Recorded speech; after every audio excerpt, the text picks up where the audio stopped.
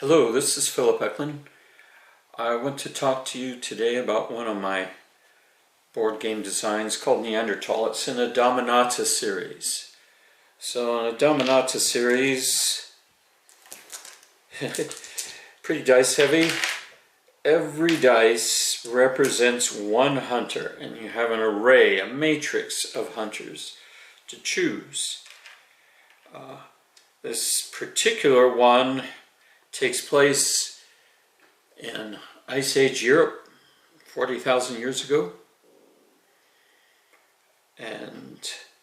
But there are others in the series. There is Greenland. It takes place on Greenland 1,000 years ago, time of the Vikings, Inuits, and Tunit peoples all cohabitating at the same time in another icy regime.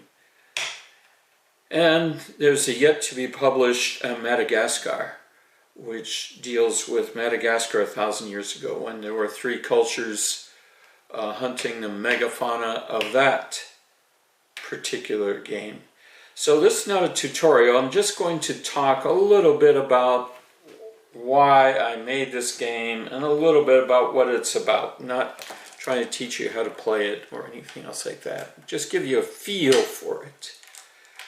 So as I said, you assign hunters, and we've got little meeples here, and you choose what you want to hunt on your turn. You may want to put, I don't know, a whole bunch on the fallow deer. And your alpha hunter, your lead hunter, is a little bit fatter than the rest of them. And maybe you want to also place one on the ptarmigan. No, one on the alpine marmot.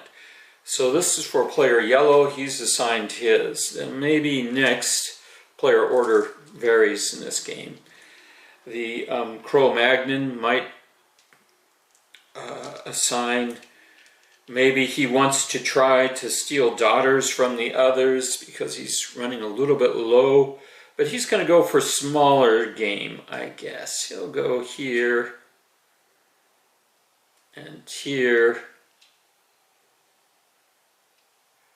Maybe he's going to throw everything very safe on the ptarmigan. It's very cold up in the north row here, so there is danger of frostbite. But other than that, hunting birds is fairly safe, unless a predator comes, which can happen in this game. So the basic mechanic of this game, as I said, is that you set your hunters where you want to hunt. Maybe these are going to try to go to the flint mine and collect more flint. And then you roll a number of dice equal to the number of hunters that you have. And ones or twos generally are successes, and that can change as the climate gets colder. Maybe only ones will succeed. But let's do this flint mine first. The alpha we don't have to roll for because he always rolls a 1. So we'll just roll for these two. And so we've got one success with the alpha, another success with the second one. We wanted 3 successes to actually be able to come up with an invention, hand axe darts. The inventions in domestic animals are written upside down on the cards, and you have to roll doubles or triples to get those. Over here, we don't roll for the alpha, but we have 5 dice. So I'm going to roll 5 dice for Neanderthal hunting fallow deer in southern Europe. And it looks like they succeeded. They needed 2 successes, and because they got the alpha, they actually got 3 successes. This means that Neanderthal is going to get a baby and also learn some vocabulary, some natural history words. So that's shown right here. 3 babies, 1 orange disc, is natural history. And we can do the same for his hunt up here at the marmot.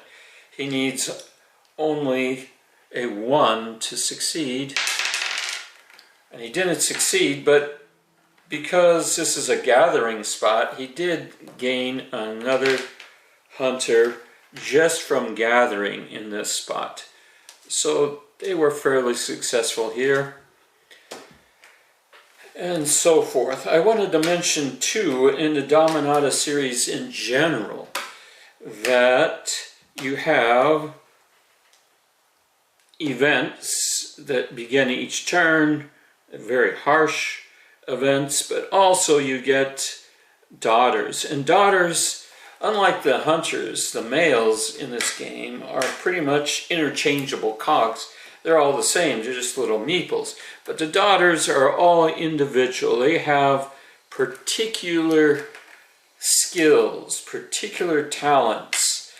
And they, for instance, Singing Woman, she's invented song, which, as you know from a phenomenon called earworms, songs get stuck in your head and therefore help when learning speech and remembering speech and teaching speech to your young ones. This is kind of the domain of females in general. So females, their individual characteristics are more important than the males, who are just providing the high protein packages of game animals that they bring back. So why did I make this game? What am I trying to explain? Well, there's several reasons. One of them is I wanted to have a game that set at the time of the Cultural Revolution 45,000 years ago, that when suddenly something happened to make people be people instead of animals.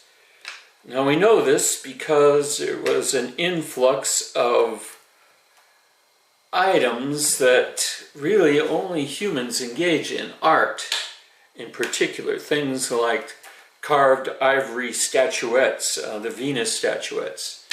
There was cave paintings, and there were musical instruments found too. These are things that animals just don't do. Birds sing, but this is only for territorial and mate finding. But humans need art for some higher purpose.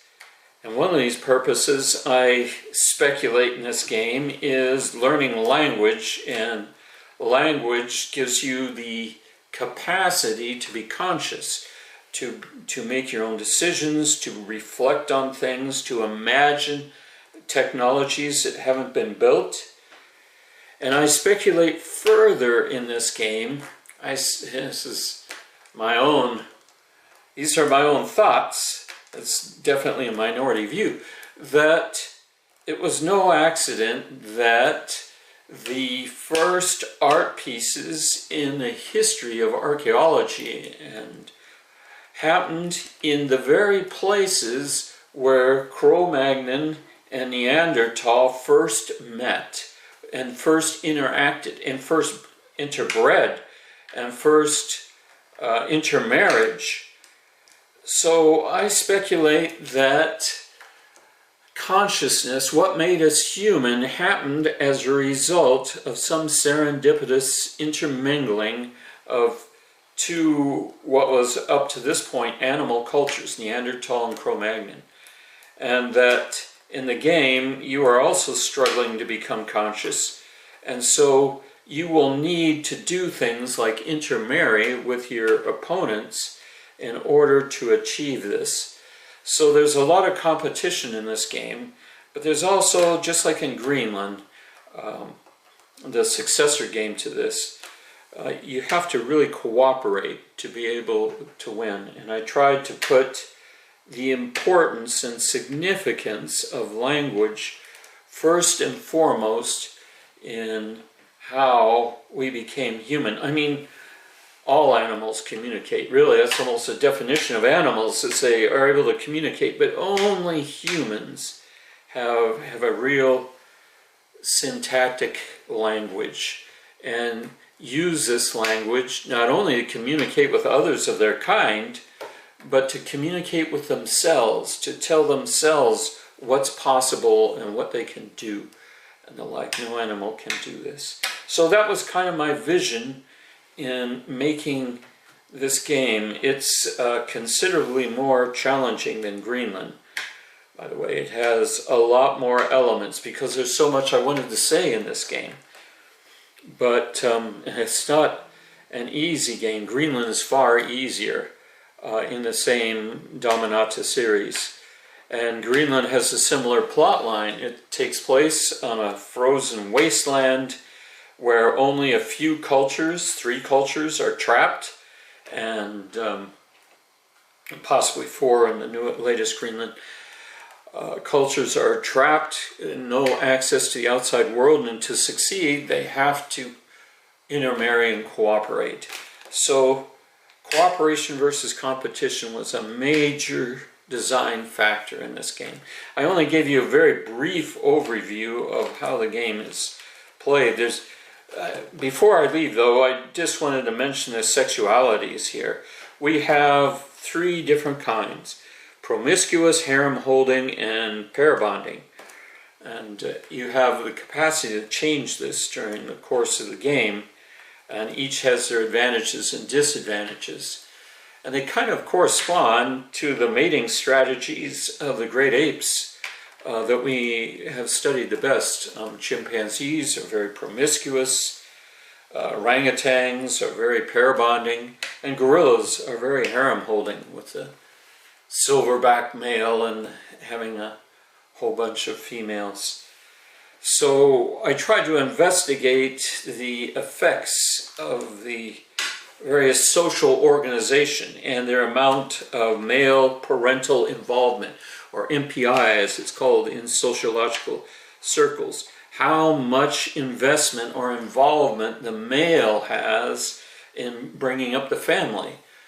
And of course, if you want really intelligent children who remember the language they were taught or invent the language as they grow up, then you'll need to have a lot of parental investment from both members of the pairing to make this happen. So I hope I gathered your interest at least a little on Neanderthal. It's still available, I think, at Ion Games. Thank you.